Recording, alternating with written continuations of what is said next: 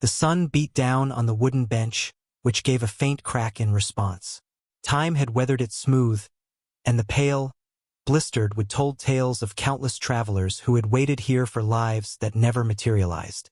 Dust swirled low across the deserted outpost floor, dancing around a pair of small, bare feet.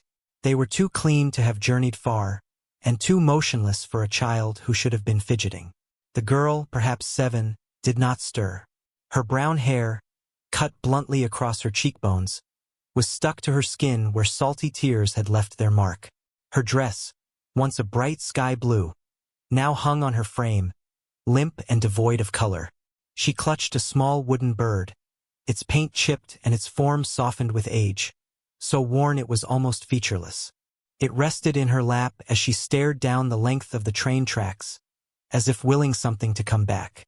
A dry gust of wind pressed the fabric of her dress against her small shins. Behind her, the town of Dry Creek exhaled its typical shallow breath. No one seemed to be coming to meet the child. No one had disembarked with her.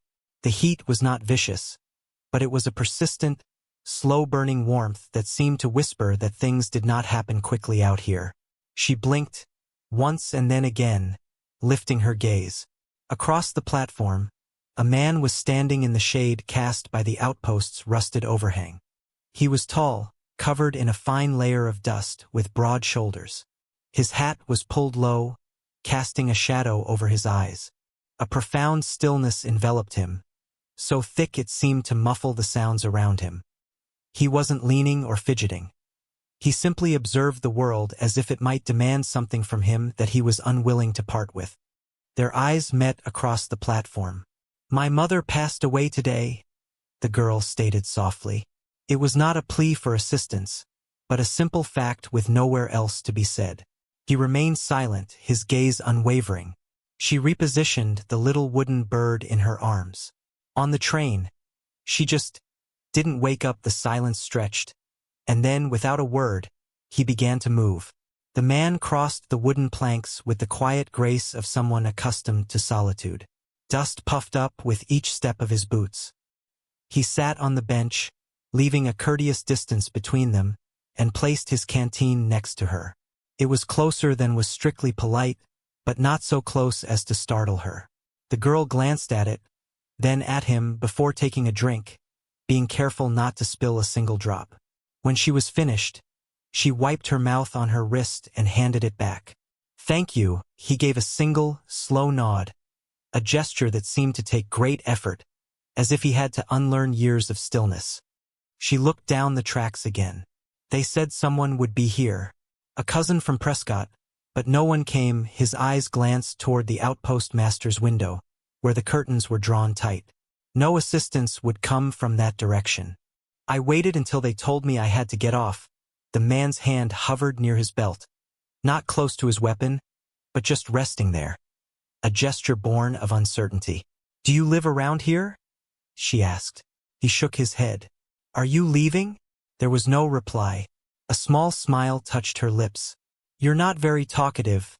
This earned a fleeting shadow of something, perhaps amusement. It briefly softened the sharp angles of his face before vanishing. "I like the quiet," she said, then seemed to correct herself. "My mother didn't. She loved stories. She used to tell them with her eyes closed, like she could see them more clearly that way." The wind grew stronger, and a tumble of dried leaves scurried past their feet. She didn't so much as flinch. From the other side of the outpost, a man spat into the dirt. "That the stray from the train?" he grumbled.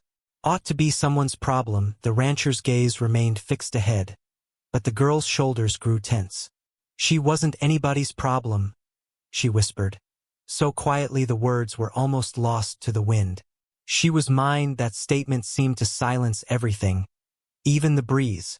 After a moment, the man reached into his coat, retrieving a strip of jerky. He held it out between his thumb and forefinger, not as a direct offer, but as an option hanging in the air.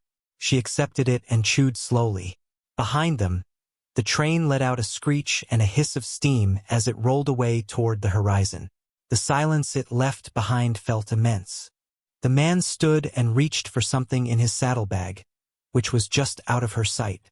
When he returned, he was holding a light blanket, woven with faded red patterns and stitched corners. He gently draped it over her shoulders, careful not to touch her skin. Her fingers clutched it instinctively, her eyes wide. "You're not a bad person," she observed. He offered no response. She curled into the blanket, burying her face in its well-worn fabric.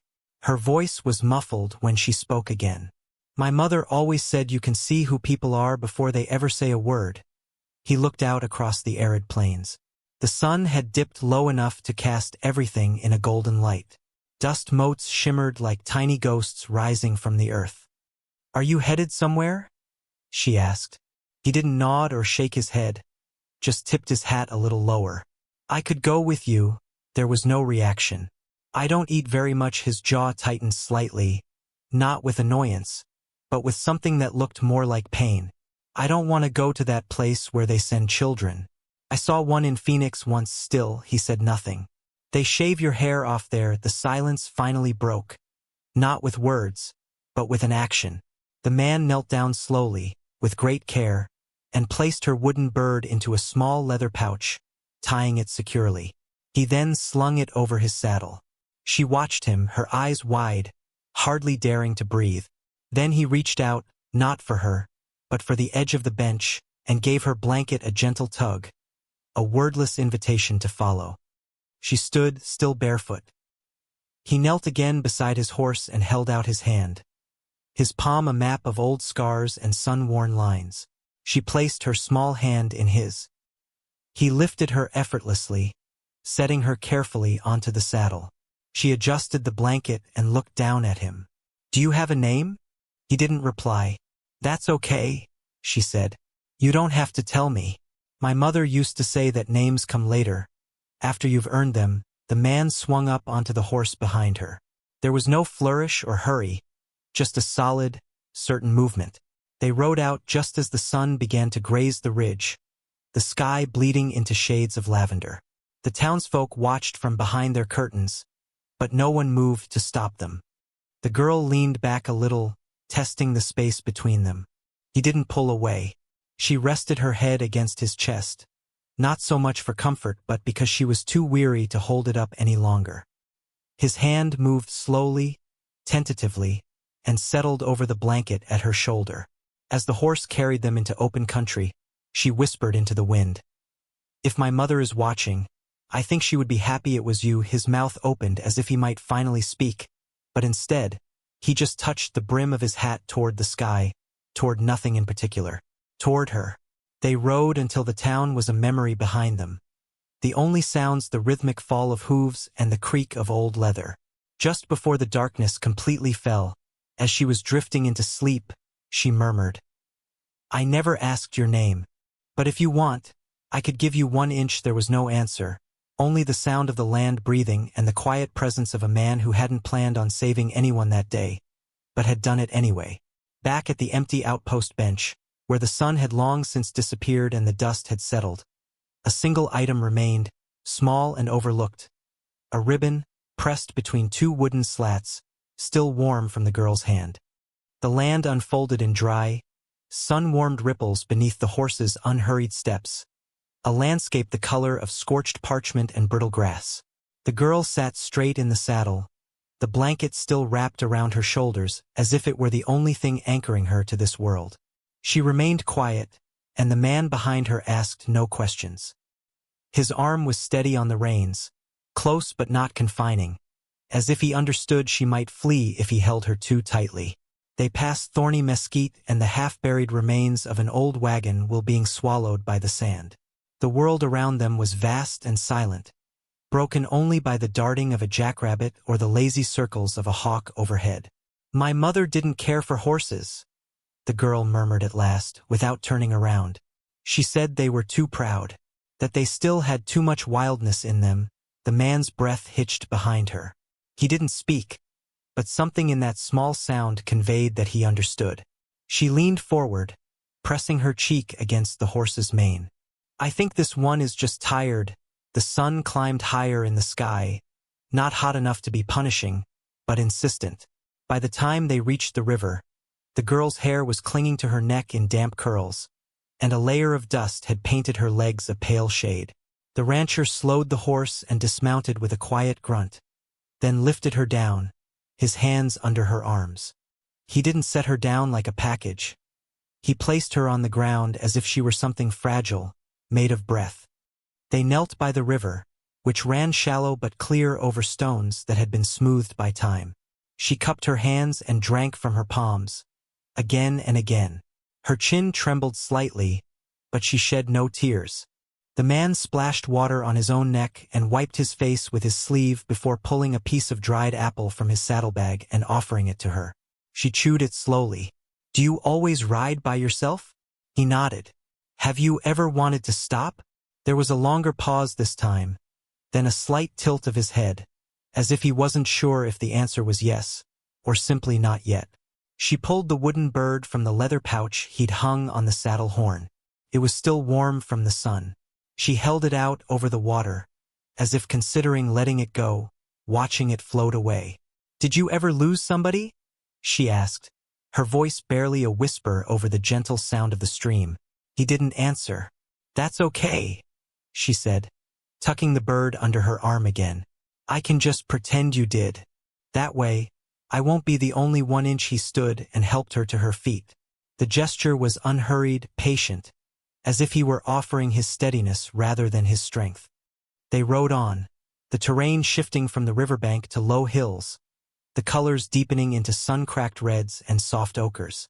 Without realizing it, she started to lean against him, her head eventually coming to rest on his chest.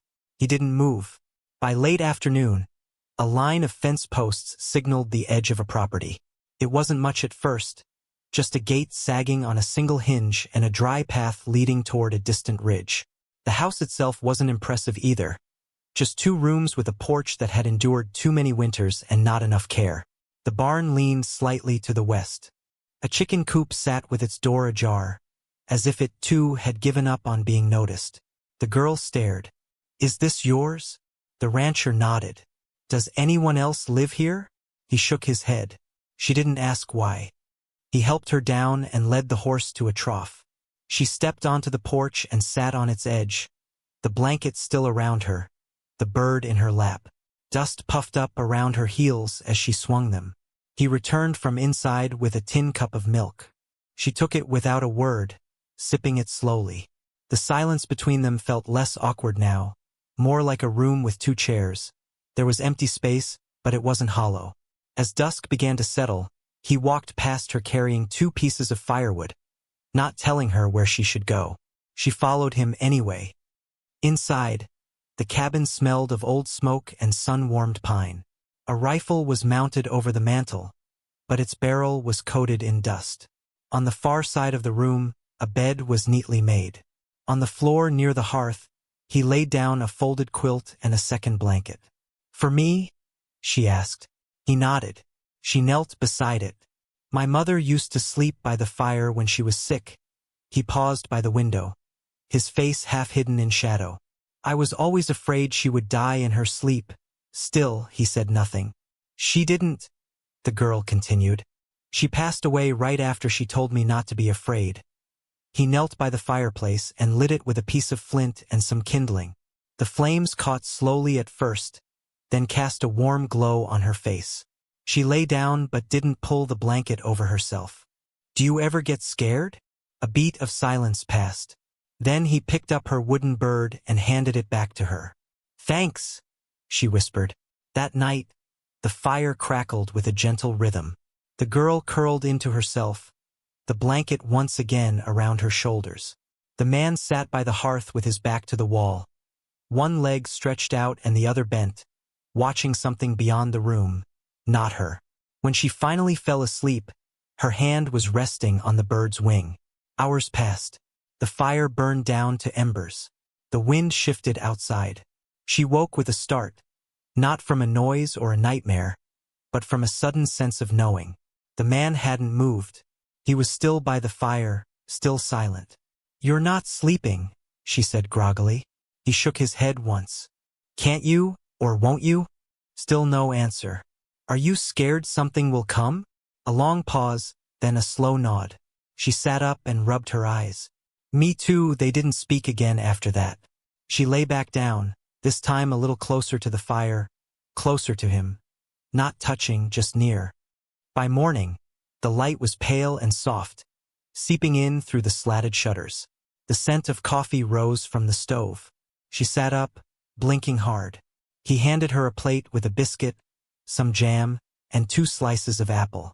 She ate slowly, watching him through the open door as he fed the horse outside. After breakfast, she wandered onto the porch, her steps leaving small arcs in the dust. She stopped by a fence post and stared out toward the ridge. Then she did something small and quiet, easily missed. She took the ribbon from her hair, the last thing her mother had touched, and tied it around the lowest rail, not tightly, just enough for it to stay. He watched her from the porch but made no comment.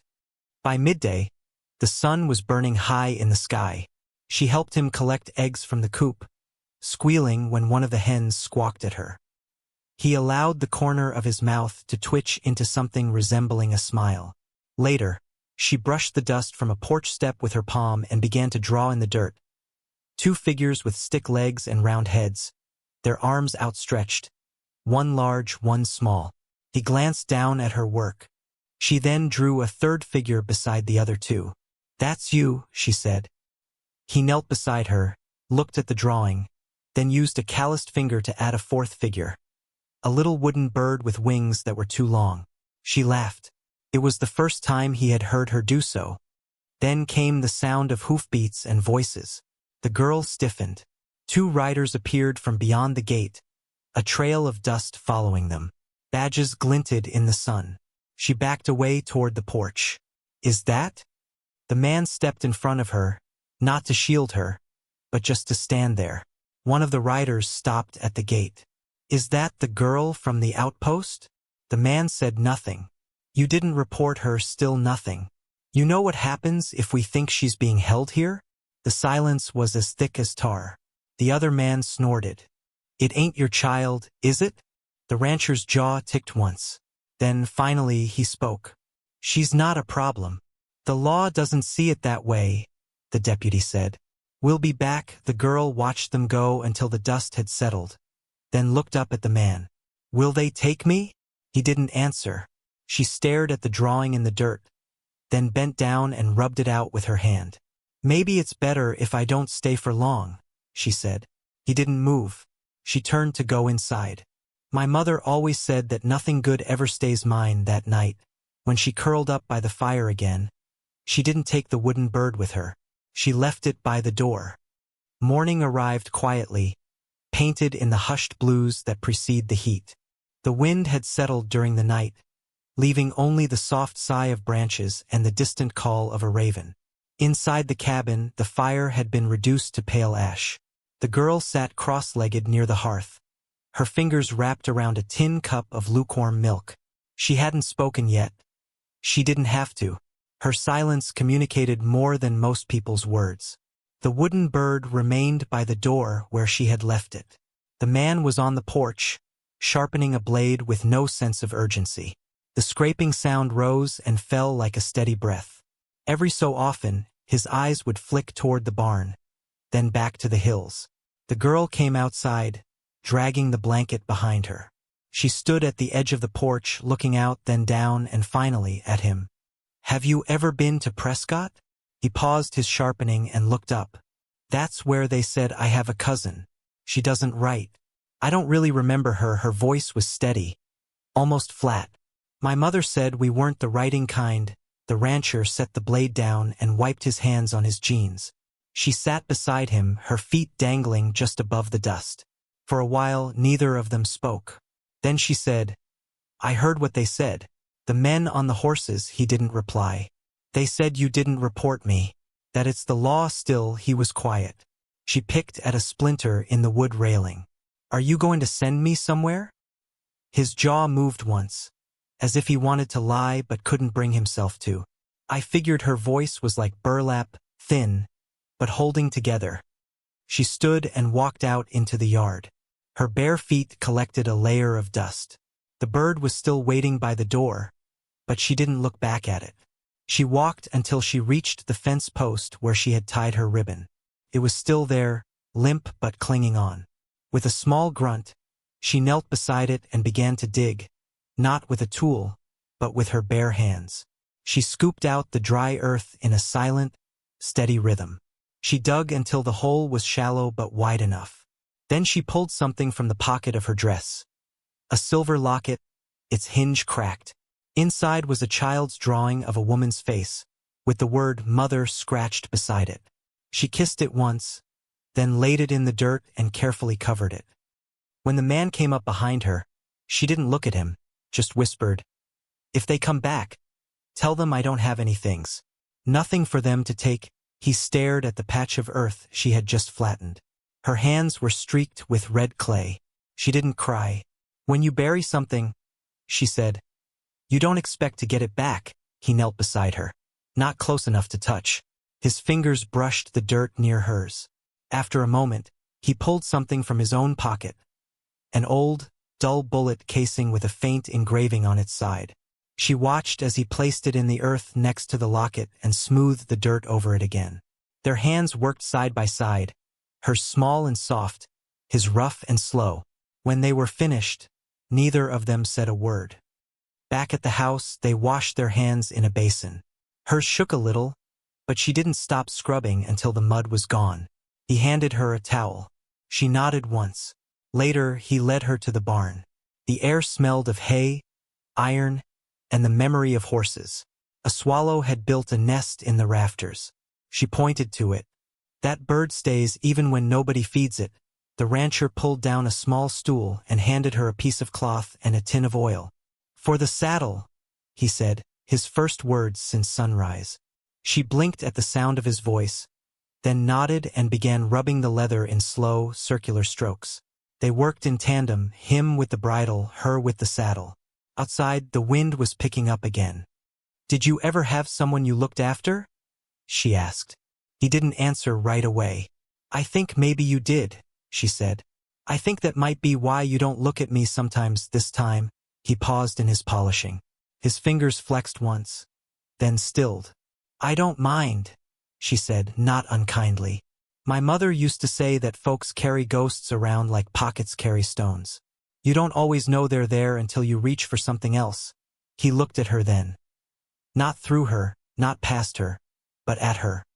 "You know," she continued, "I don't think I want to go to Prescott, even if there is a cousin there." He straightened the bridle on its hook. "You might have to." "I know," she swallowed hard.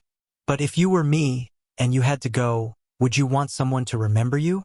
"I would," she nodded, as if she already knew his answer. Then she picked up the wooden bird and carried it to the porch, setting it down beside her as she began to draw in the dirt again. This time she drew a river and a cabin. And beside the cabin, she drew a tree. The man came outside and watched. "What's that?" he asked. "That's here," she said. "And what's this?" he asked, pointing to a small shape under the tree. She smiled faintly. "That's the hole." That night, over cornbread and beans, she finally laughed again. It was a single, soft, and sudden sound. She had spilled water on her lap, and the bird had soaked up the edge of it. "Guess he's thirsty too," she giggled. The rancher didn't laugh, but he didn't look away either.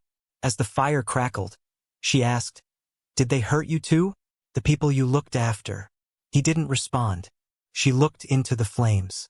"I think I would understand if they did." He stood and paced once, then stopped near the mantel. He took down a small wooden box, no bigger than a cigar tin, and opened it. Inside was a patch, a piece of torn, stained, and frayed cloth. It was military, faded to the color of bone. He didn't offer an explanation. He didn't need to. She stepped up beside him, small and quiet. "Was it a brother?" she asked. His face gave nothing away, but his eyes did. She placed her hand gently on the box's lid and helped him close it. "My mother said that when you stop telling their stories, the dead can sleep better." He turned and looked at her. Really looked, like someone trying to remember what hope felt like in a place that had forgotten it. A sharp rap at the door shattered the quiet. The girl jumped. The man stepped forward, his hand near the rifle. He opened the door slowly. 2 figures stood on the porch. The deputies again, but this time they weren't sneering.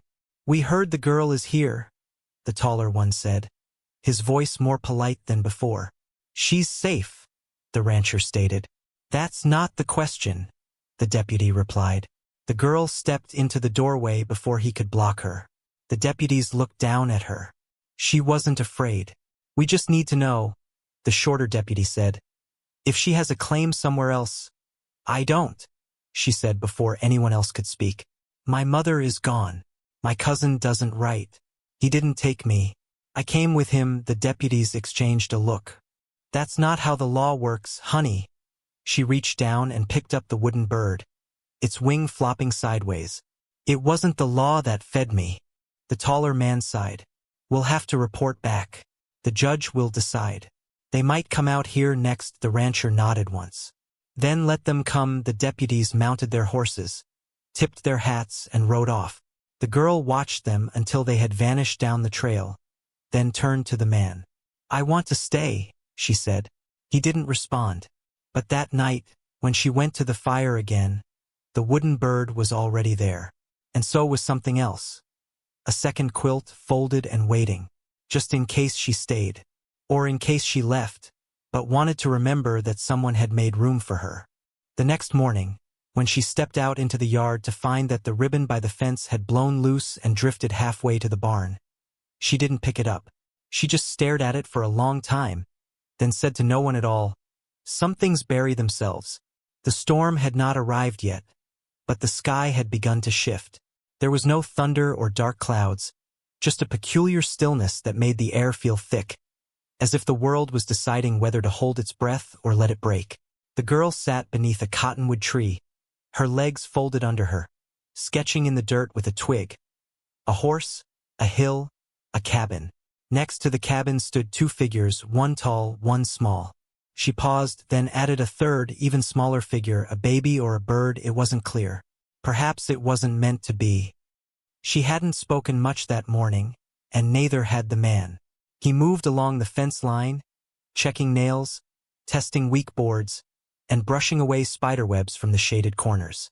She watched him from the porch, one hand resting on the wooden bird's head, her foot swinging as slowly as a clock's pendulum. "Did you ever fix something?" she asked. "That stayed fixed." He didn't reply at first, just pulled a loose plank free and slid a new one into its place. "No," he said finally. She nodded as if that made perfect sense. They ate lunch under the porch awning, just cornbread, split peaches, and cool tea. A breeze passed through, warmer than it ought to have been, moving a strand of her hair across her cheek. He instinctively reached out to tuck it behind her ear but stopped himself short, letting his hand fall. She didn't seem to notice. She just looked up at him and asked, "Did you ever want to have kids?" He set down his tin cup and looked out toward the ridge. "I think maybe I wasn't made for holding on to things," he said. "You held me," she pointed out. "I didn't break." He looked at her then, really looked, and she saw the way some people carry old pain like lanterns without a flame, holding only the memory of heat. In the barn, they worked side by side. She swept the floor while he sanded the saddle horn. A bird fluttered frantically overhead, trapped inside, throwing itself against the rafters. The girl climbed onto a barrel and reached carefully toward it with both hands. The man tensed, but she didn't try to catch it. She just opened the loft door. Light flooded in, and the bird escaped into the open air. She turned and smiled down at him. "It just needed a way out," he nodded, his eyes on the sky.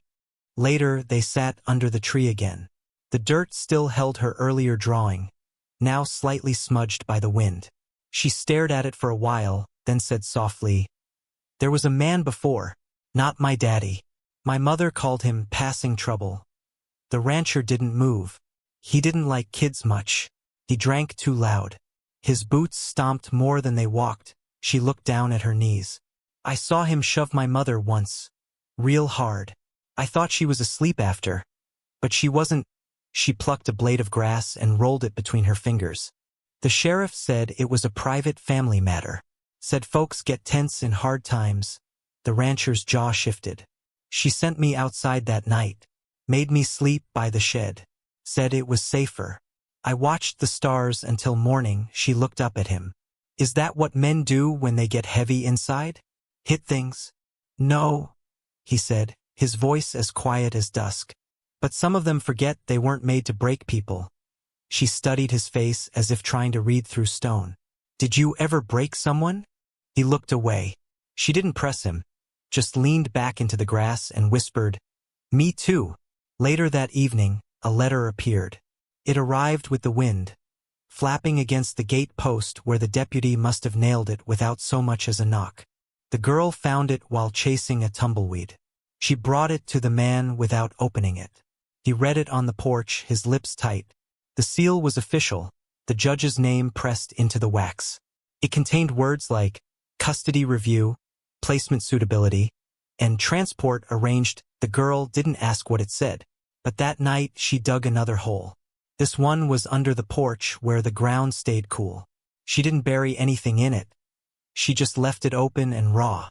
When the man asked why, she said, "Sometimes it helps to have a place to put things. Even if you never do." He didn't argue.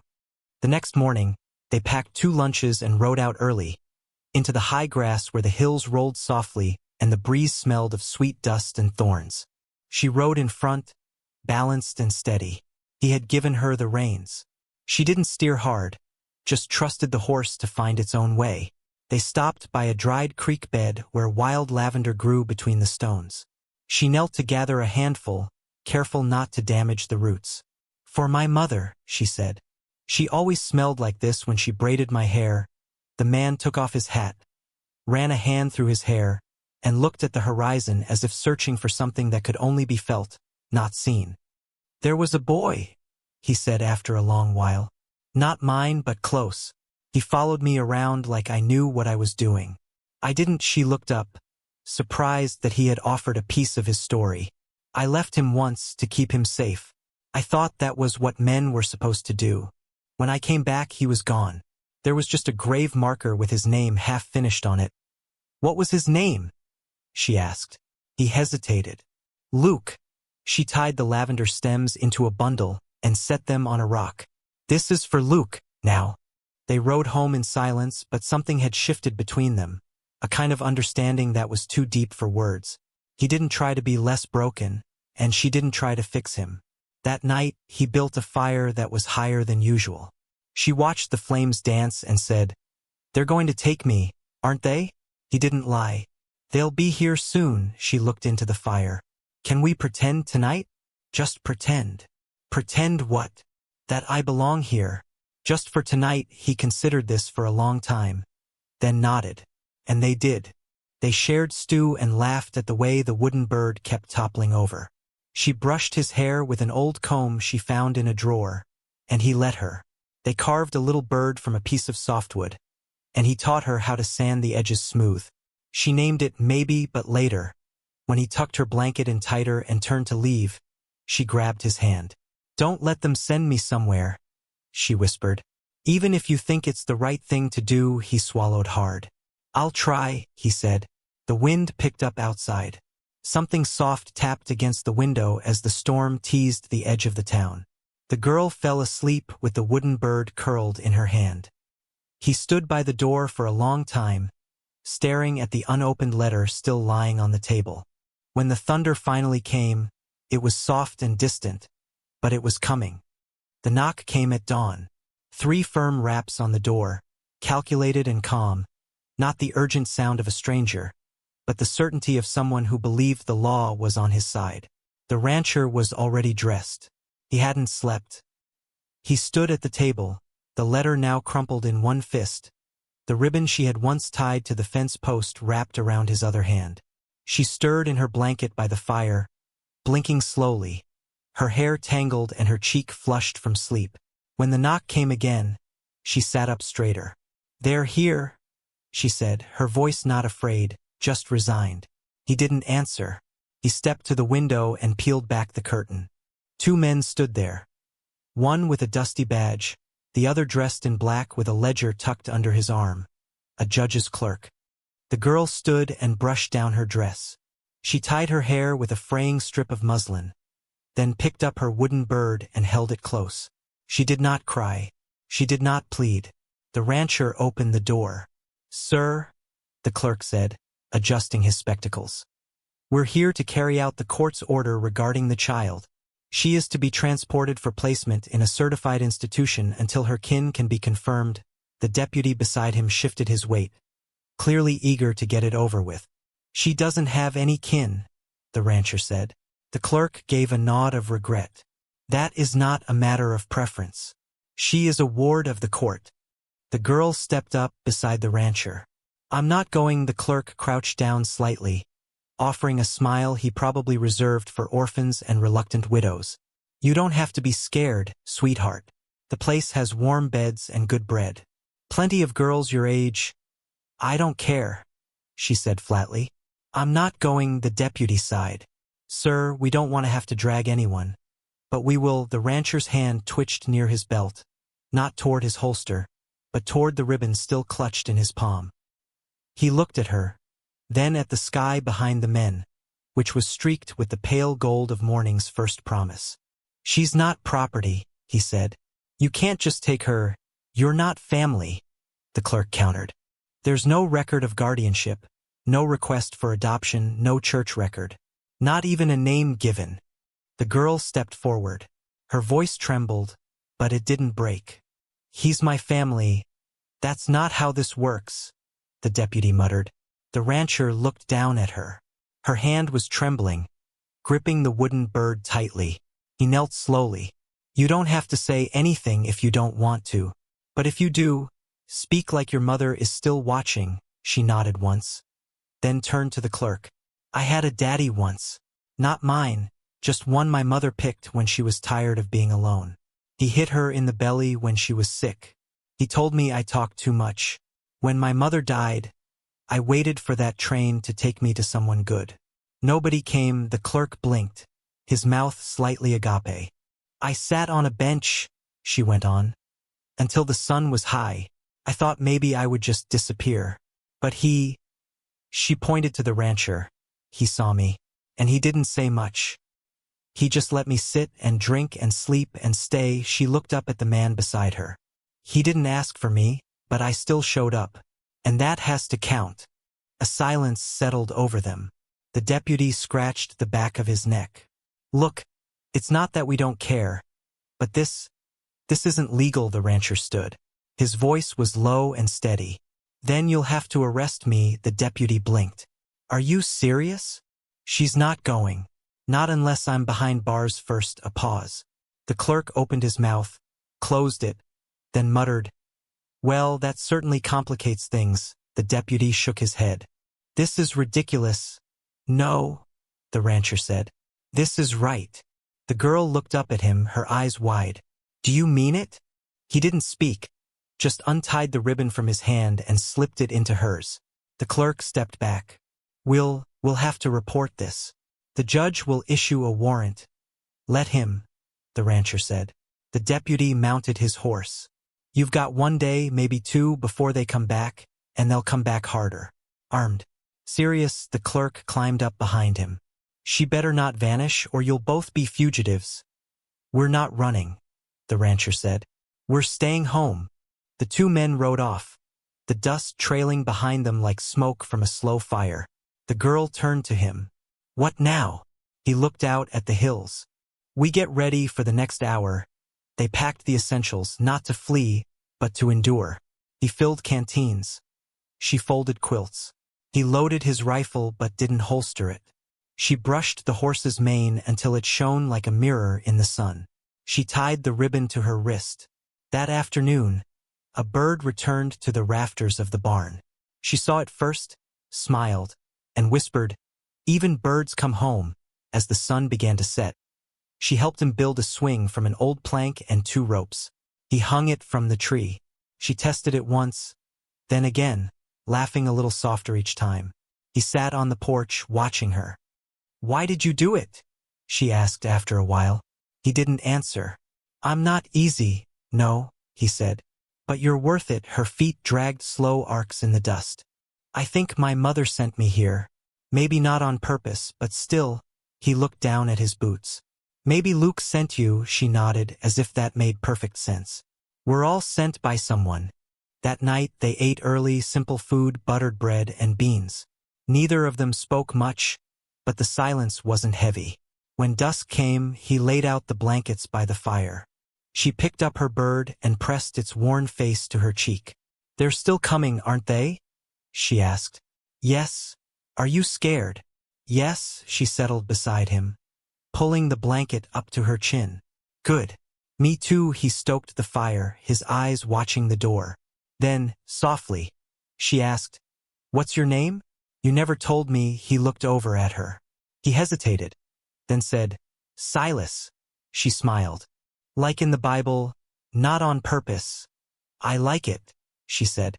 She shifted closer. If they come and take me, I want to remember that Silas. It means he who cuts down. He blinked at that. I read it in a church book once, she murmured. It stuck with me. The fire hissed. They stayed like that for hours, listening, waiting. Sometime past midnight, a noise broke the quiet. Hoofbeats. 3, maybe 4 horses. Silas stood. The girl's eyes flew open. It's them. He moved to the window and watched as shadows gathered at the gate. Then he stepped back. There was no approach, no shouting, no orders barked. Just silence. And then, after a long while, the sound of retreating hooves. She stepped beside him. Why didn't they come in? He stared out into the darkness. I don't know, he said. But she smiled. They saw, she whispered. They saw we were already family. He looked at her, at the ribbon around her wrist, at the bird carved from softwood still sitting by the fire. She reached for his hand. He took it, and as the first light of dawn cracked the sky in pink and gold, she leaned her head against his side and whispered, Come home with me. He didn't speak, but his hand squeezed hers, and that was answer enough.